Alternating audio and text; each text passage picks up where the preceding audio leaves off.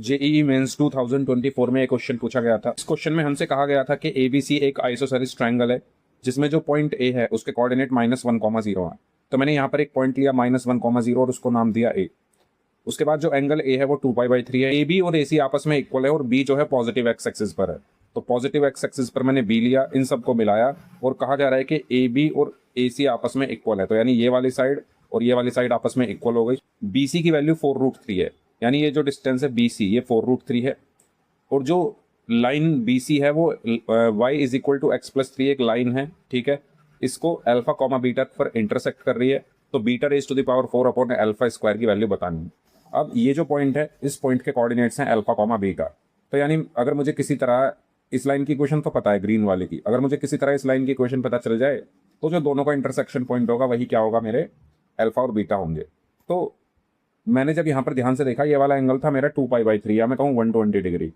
अब ये एक आइसोसेलेस ट्रायंगल है, तो आइसोसेलेस ट्रायंगल की ये दोनों साइड्स इक्वल है तो इनके अपोजिट एंगल्स भी आपस में इक्वल होंगे। तो 180 में से जब मैंने माइनस किया तो 60 बचा, तो 30 इसको दे दिया, 30 इसको दे दिया। इस ट्रायंगल को मैंने यहाँ अलग से बना लिया है। तो ये एंगल 30 डिग्री है, ये एंगल 30 डिग्री है। अब देखो जब मैं इस लाइन पर एक परपेंडिकुलर ड्रॉ करूंगा तो ये वाला ट्रायंगल इसके कॉन्ग्रुएंट होगा। क्यों? देखो ये दोनों एंगल आपस में इक्वल, ये 90-90, तो एंगल एंगल क्राइटेरिया से ये दोनों ट्रायंगल्स कॉन्ग्रुएंट होंगे। अब अगर दोनों एंगल्स कॉन्ग्रुएंट हैं तो ये जो डी होगा बी सी का मिड पॉइंट होगा। पूरी डिस्टेंस है 4√3, तो ये डिस्टेंस 2√3 और ये डिस्टेंस 2√3। फिर मैंने इस ट्रायंगल में, क्योंकि मुझे ये डिस्टेंस पता है और मुझे देखो मेरा जो एम है वो इस डिस्टेंस को निकालना है। अगर मुझे ये डिस्टेंस पता चल गई तो मेरा ये पॉइंट निकल जाएगा, और अगर ये पॉइंट निकल गया तो ये एंगल 150 डिग्री है। स्लोप पॉइंट फॉर्म से मैं इस लाइन की इक्वेशन निकाल दूंगा। तो इस डिस्टेंस को निकालने के लिए मैंने इसमें लगाया cos 30 is equal to base. Base कितना है 2√3, हाइपोटेन्यूज कितना है ए बी। तो यहाँ से ए बी आ गया 4, ठीक है। तो ये जो डिस्टेंस है ये 4 सेंटीमीटर आ गई।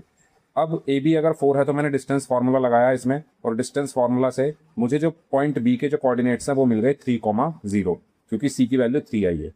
अब एक ऐसी लाइन जो 3,0 से पास हो रही है और पॉजिटिव एक्स एक्सिस से 150 डिग्री का एंगल बना रही है एंटी क्लॉकवाइज डायरेक्शन में, तो इसका स्लोप होगा tan 150, यानी -1/√3 को मैंने स्लोप निकाला इसका। और पास किससे हो रही थी? वो 3,0 से। तो इस लाइन की मैंने इक्वेशन निकाली। लाइन की जो इक्वेशन है वो आई x+√3y इज इक्वल टू 3। अब जो गिवन लाइन थी उसकी इक्वेशन थी x - y is equal to -3। ये दो लाइन्स आई, मैंने एलिमिनेशन मेथड से दोनों को सॉल्व किया। y की वैल्यू निकली और x की वैल्यू निकली। x की वैल्यू को अल्फा बोल दिया, y की वैल्यू को बीटा बोल दिया। Beta raise to the power 4 को सॉल्व किया, अल्फा स्क्वायर को सॉल्व किया, और कैलकुलेशन करके मेरा फाइनल आंसर आया 36।